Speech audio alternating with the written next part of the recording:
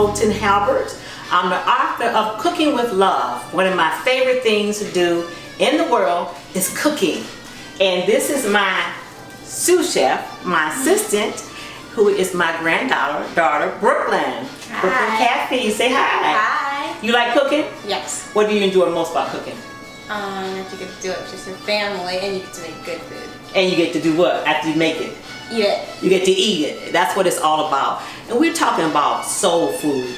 And this soul food, what is soul food? Soul food is food that was created and made by blacks that really express their feelings and their taste bud, and how we go into the depths of creating flavors. And what you find is layer on top of layer on top of layer. So today we're actually going to make gumbo, which is a southern dish that people love. They come from all over the world. I already have orders for people who want a bowl of gumbo when we get done today. So we're going to have fun. If we have time, I'm going to show you how to put together a very quick pound cake that is so easy. I'm telling you, it takes 10 minutes to put together, and I'm telling you, you can make this yourself. So we're going to get started. So with our gumbo, a lot of time what you want to do is, you want to do prep. You know what prep means? When I say prep, what does it mean when I say prep? You gotta get it ready. You gotta get ready, yeah. So some work you can do the night before to save you time, and that way you have things done. So since I knew we were going to be on a tight schedule, we prepped some things so we have it ready. So the first thing we're going to do, we're going to saute some sausage, smoked sausage here. So I have it on high. So let that heat up. While that's heating up, then we'll come over here and she is going to cut up a bell pepper. All right? So you want to come around here, and she's had experience with the knife, and you always keep your hand away from the knife. Okay? So go all the way around in a circle. There we go. And I think we got it. Now we're going to pull that out. There you go. And you got the seed out. Set that aside. And I just pop it open. And now what I'm going to have you do is cut it in sections like this. See that? And then once you get about 4 or 5 of these, you're going to take them together like this, and then you're going to chop them. And you want to chop them pretty fine, right? Because you don't want to bite into a big piece of bell pepper. And to kind of show you, my husband also loves to cook, Charles. And when he cooks, he helps prep things for me. And so once I chop it up like this, how she's going to do, then I go back and chop through it. I just kind of just go back and continue chopping. So I'm going to let her continue to do that. Here's a couple more. And she's going to do those. Now I'm going to show you just how fine. You see how fine my husband does it? So it makes it, every little bite you get a little taste, but not too much. And again, he's already cut up some celery. Just kind of prep, kind of let you see just how fine it is. And what you do is you're just going to go through here. Like I say, you're always watching your hands. Of course, you know, I do this all the time, so it's just like clockwork for me. Just going through. And then again, you take it over to the side, and I'm just going to chop it really fine. Then I'm going to put it in a bowl, and it'll be ready. It really is not hard to do. Always keep your finger away. And one thing they teach you is to do it like this, and that keeps you from cutting yourself. You've seen those cooking shows, and you're like, oh, I nicked myself. Well, you can avoid doing that. So if you see, I just do so many down, and then I go back through it and cut it. And all this, it just adds the flavor to your food. And it's something about cooking, and my book is called Cooking with Love, because the most important thing about cooking is to put love into it. When I'm cooking, I'm thinking about the people that I'm cooking for, the people that I love, whether it's family or friends. I go back through this here and chop more, or even I may be cooking for an organization, and I just take my time. You see how I'm making it real fine. So that way, as you eat, you get the layers of food. You don't get any one thing that bursts too much in your face. Then we want the green onion, which is next. So as you can see, I'm just kind of going through. I've already cleaned my veggies, so they already clean. And then I'm going to chop in. These are green onions. So all these recipes that I'm showing you today, They're in my cookbook, Cooking with Love. And as you can see, once you get the prep work done, this is going to go so much faster. You hear the sizzling over here, so I'm coming over. Our smoked sausage, and I'm gently tossing it over. You see a pretty caramelization that you're getting? That's going to add so much flavor onto that. So, as you can see, this is about ready to come out. Like that. I'm going to turn my eye off there so it won't overcook. I'm going to get a paper towel.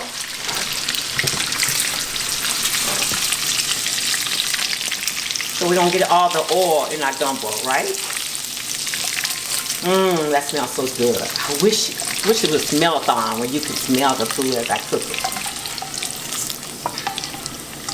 Here we have it. So I'm going to let that drain off.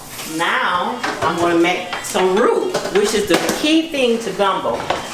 Any gumbo, the best gumbo in the world, starts with a good roux. So I'm going to take a stick of margarine and Pam, I'm just going to spray the bottom of it. This is a half a cup. A whole stick equals a half a cup. And I use margarine because this has no cholesterol in it. I'm going to let this melt. And then I'm going to add a half a cup of flour. The key is when you're making a roux, which is like a gravy, another word for a gravy would be a roux, and whether you make it a white roux or a brown, we're making a brown gravy type. So I'm going to let it saute and simmer to get to the color, the exact color brown that I want. If I was making like some pasta and I wanted a sauce, then I can make my roux, but I won't let it get as brown. Then I would add heavy cream to it. But so I got that going, and then we'll add a half a cup of flour. And just gently toss it in, and as I'm tossing it, I'm stirring it. There.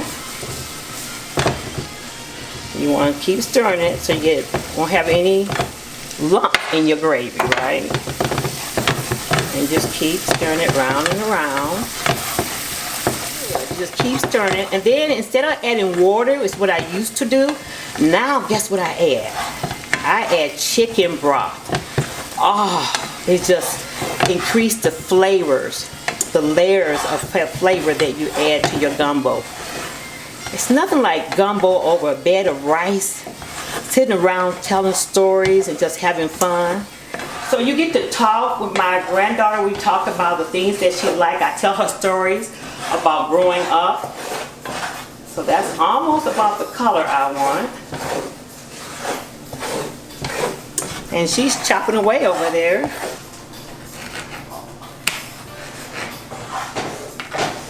It's always good when you cook. Invite your children to get involved. I had one young lady said that cooking was so boring for her. She cooks the same thing over and over again. So one of the things I suggested to her is have your children all pick their favorite meals and your husband, and pick a day that you're going to cook different meals and rotate it around, and then try something a little different with it. So you have to have patience when you're cooking. It doesn't take a long time. Most meals you can make within a half an hour, but you want to take the time to stir and to allow the flavors to absorb in to your roux, because that is what's going to make all the difference in the world. So now I'm going to start adding, so you want to slowly, and kind of stir as you go. And you see how it starts bubbling over here. So there we go. Let this just kind of simmer a little bit. Then we'll come over here.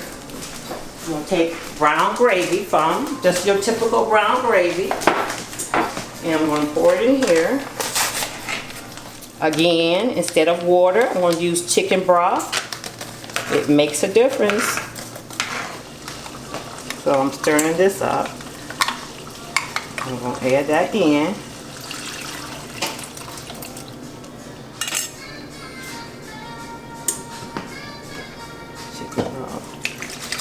Chicken broth in there.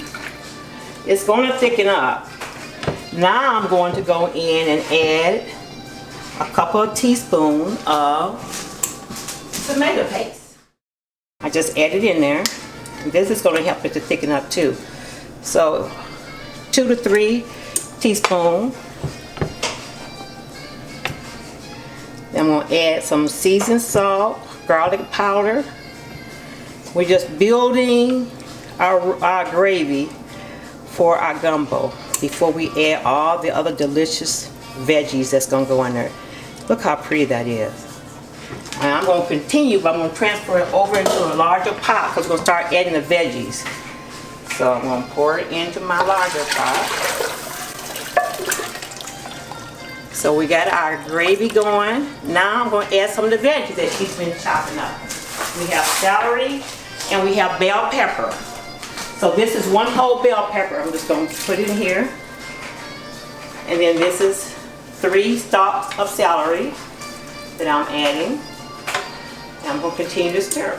Now, the thing to remember is as you're cooking, the flavors are blending in. 1/4 of a cup of Worcestershire sauce.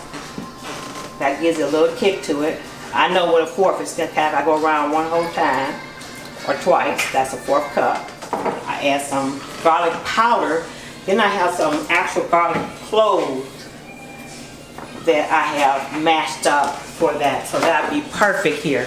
So we chopped up 3 green onions. And as you can see, prep work makes the difference. The more you prep, the easier this is to put it together.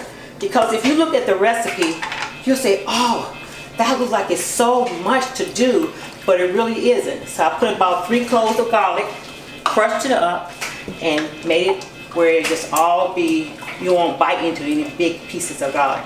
So as you can see, look at the layers that we're pouring into this. And we just let that come to a boil. So now, we're going to chop an onion. Now, how do you cut an onion and don't cry? Let me show you this. This is not hard to do. Okay, so I peel it off, take off the first layer of skin. The key to not crying is have a nice strong knife. Have a sharp knife, should I say. You want a very sharp knife. And that'll keep you from crying. You hear all kinds of stories about, well, you can have running water and all different versions. And then when you cut it, I just go down one direction, all the way down. I kind of turn it around, give it more space. Now I cut it. Now I go counterclockwise here, turn it, and then slice the other direction. Right there. Now I'll turn to the side and watch. And no tears. I haven't started crying yet. It works. And all we're doing for our gumbo is we're building layers. And then I kind of go back through and just chop again. And you get it to the size that you want. And look, no tears. See? Not a tear shed. So it's not as hard as people make it seem. And then I add it to my gumbo that I got started here. Just put it in there. And we stir. Keep those flavors going. Keep our area clean.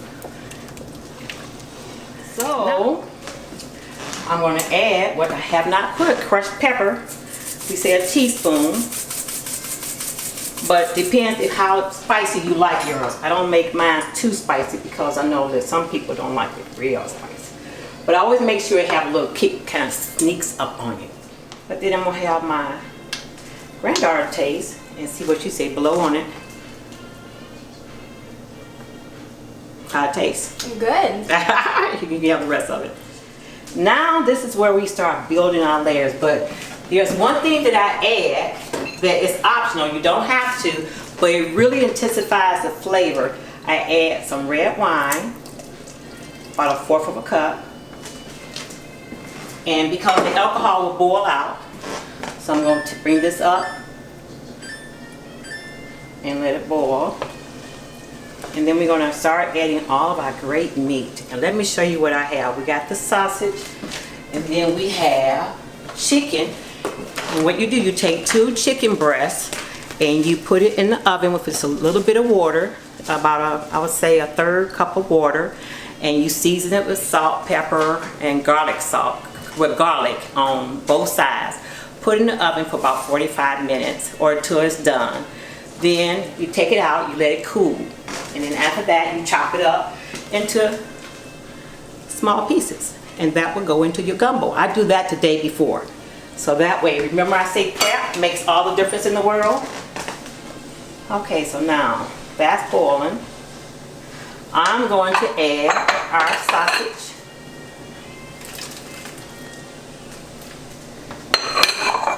Now I'm going to add the chicken. Look at all that chicken. You see it's starting to grow.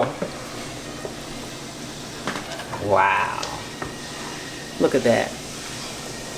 I can see it's getting a little thick here, so I'm going to add a little bit more chicken broth. Add a little bit. Because we still got a lot of meat to put in here. So we have that done. And I'm just going to let that simmer a little bit. And we're going to get some other meat. Watch this. What I want to show you is we have lobster that's been finely chopped up, as you can see. We have crab meat. This is Alaskan king crab. The real deal, not that artificial. This is the real thing here. Then we have the shrimp that have already been deveined. We have medium and we have jumbo. So I usually mix both of these up. I'm going to chop up one of the lobsters. It's already been taken out. That's a full lobster right there, a lobster tail. So again, just going to cut. And then I'm going to cross over.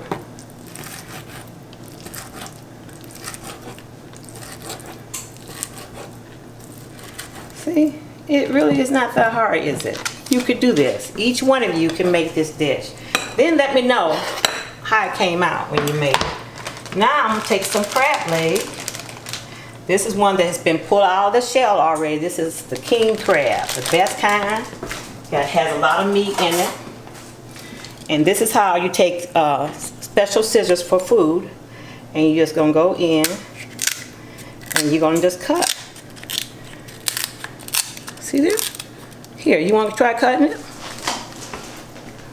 Bring your finger back, go all the way down. There you go. See, get your children involved. Oh, you're strong. Check it out.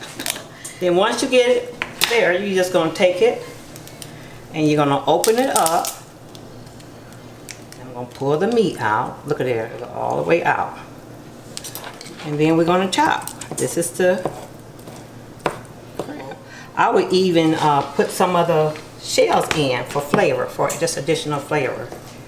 So I'm just going to go through and chop.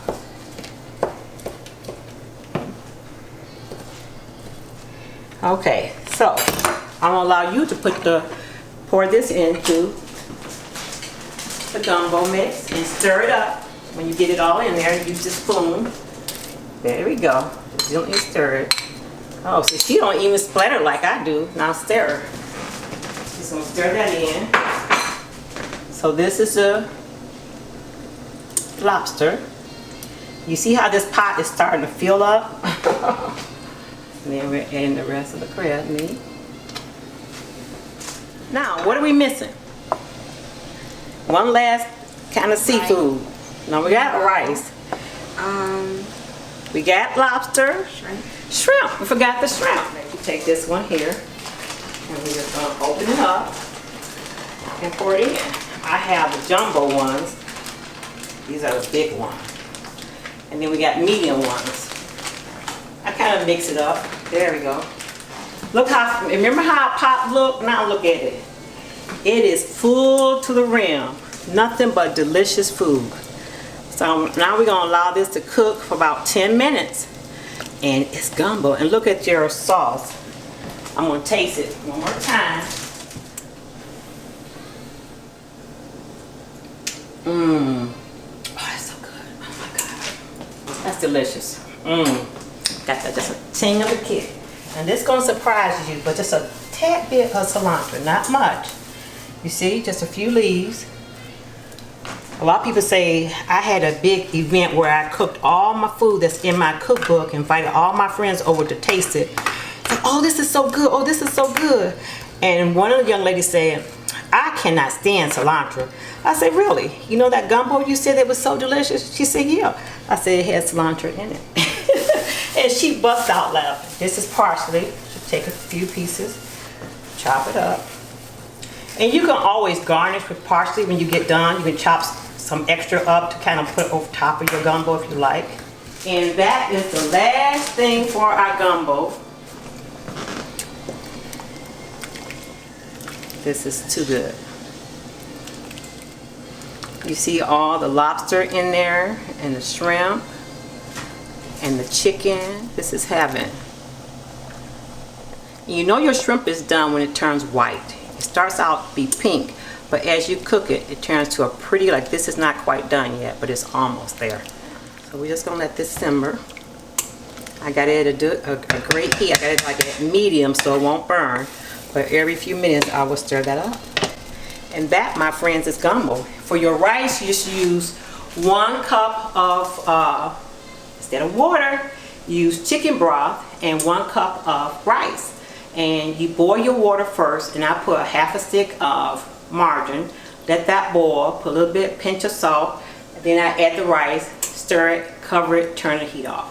And that's your rice. So this is what the rice will look like when you get done. And so I kind of toss it when you get ready to serve it, of course. But this will serve a lot of people. So we're gonna get just a little bit of rice. So I go start from the bottom and come up.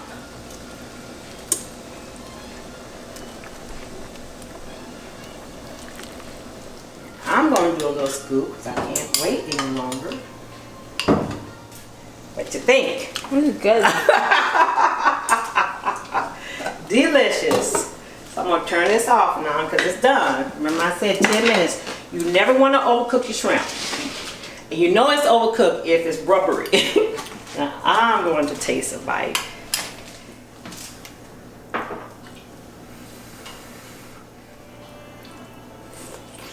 Mmm.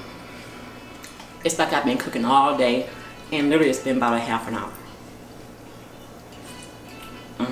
And that, my friend, is Southern gumbo. So the best part of cooking gumbo is seeing my granddaughter and the people I love. She could not stop eating. Is it that good? It's really good. So it's nothing like cooking gumbo and adding all the layers and layers of love. That's what cooking is. It's cooking with love. Thinking of your family and your friends, putting flavors together, a little bit of this, a little bit of that, and voila, you come up with delicious gumbo that is good for the soul. It warms your heart and your spirit and have you coming back for more. But don't eat too much because guess what? We're gonna make a lemon supreme pound cake like you've never seen before. It is so delicious. So watch this, and I want you to time how long it takes. This is the easiest pound cake, all homemade. Watch and enjoy. First thing I always do is I spray my bundt pan here, and then I dust it with flour. And I've already got pre-cut liners, wax paper that I cut. I just put it underneath and I traced it. And then I just set it right in here, in the center there. So that way your cake will come right out. And we're going to use 3 sticks of, we're going to use 1 stick of butter and 2 sticks of margarine. And then we'll put it right in our mixer. So that was the butter, that's 1. I give that to her, and my sous chef is going to put that in the trash for me. So we clean it as we go. And then I put another. Now we adding the margarine. So it's 2 margarine and 1 butter, 1 stick. Now we're going to add 3 cups of sugar. And you do not preheat the oven. Very important for this pound cake. Most cakes and cookies, you preheat the oven. For this one, you do not. Put it in there. As you can tell, because I have cooked so much, I know what a half a teaspoon looks like in my palm of my hand. But there we go. And now we want to add our flavor. We use extract, vanilla, and lemon.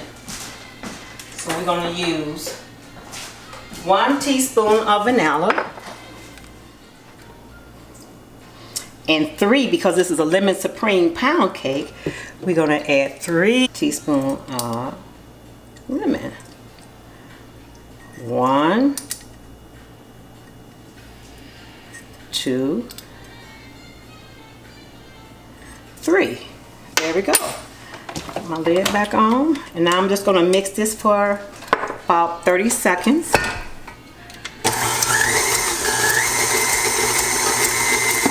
And let that mix.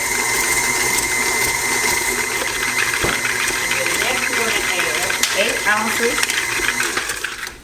add 8 ounces of cream cheese. Very important. 8 ounces, and you want the kind that's whipped. And I just pour it in there. And then I whip it again on higher speed.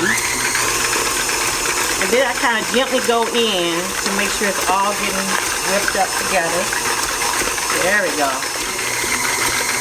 You need 6 eggs. But I'm only going to put in 3 eggs to start off with. So 1, 2, 3. So you see there's only 2 here, so I need 1 more egg. I'm missing an egg, and I did that on purpose so my granddaughter can crack the egg. You hit it kind of gently on the side, but a strong, firm tap, and then you're going to open it up. Let's see how she does. Good. Now open it up. Voila. I give her an A for that. Excellent. Now we need 3 cups of flour. So we're going to use 3 cups of cake flour. Remember we had, before we used 3 cups of sugar. So it's the same amount of flour that you're adding because it's a pound cake. But this is the lightest, fluffiest pound cake that you will ever have. I'm going to turn this down a little bit. And I'm going to gently toss this in so it don't splatter everywhere. I'll put that in there. You always, when you're baking a cake, to keep it fluffy, you always end with flour. So you see I saved that 1 cup of flour. I'm going to turn this up a little bit. Slow it down a little bit. And then I'm going to add the last cup of flour. Remember, we do not preheat the oven. Very important. And that's your pound cake. Or the mixture for your pound cake. So I kind of lift mine up a little bit. Just kind of let some of the batter come off. Then I turn it off. And this is the best pound cake that you will ever have. It is light and fluffy. It's not heavy. When you think of pound, you think of a pound. Let's have my taster, my sous chef taste. Is that good? So now we'll take it off and we're going to pour it into our shell here. I just go around in a circle. I start there and I just pour. My oven has not been preheated. Very important. It won't come out right if you preheat the oven. This is so good. My mom liked hers was just a plain lemon cake like this, and she would get fresh strawberries. And I would make her a little sauce with that. She would pour it over her pound cake in the morning with her coffee. But my cookbook has a recipe for the lemon icing that is so good. It's made with cream cheese, butter, and powdered sugar, and 1 egg white. I'm going to show you what that looks like. You see how I'm gently going around, tossing it in there. I shake it. I thump it to get all the air bubbles out. Very important. Then I put it over here in the oven. Has not been heated. And I'm going to set it for 325. 325. Start. And you see it's going to start at 100 and work its way up to 325. So it takes 90 minutes, so an hour and a half. Now this one has been iced already. This is one that has been iced. Voila. This is what you get. Lemon Supreme Pound Cake. So delicious and scrumptious. It is the most asked for dessert that I do, besides this and a cherry crisp that we do. But the Lemon Supreme Pound Cake, how long did it take? It took about 10 minutes to put it together. Put it in the oven. Of course, the longest time is the cooking time, an hour and a half. And then next thing you know, you have a delicious homemade pound cake that just melts in your mouth. You try it, let me know how you like it.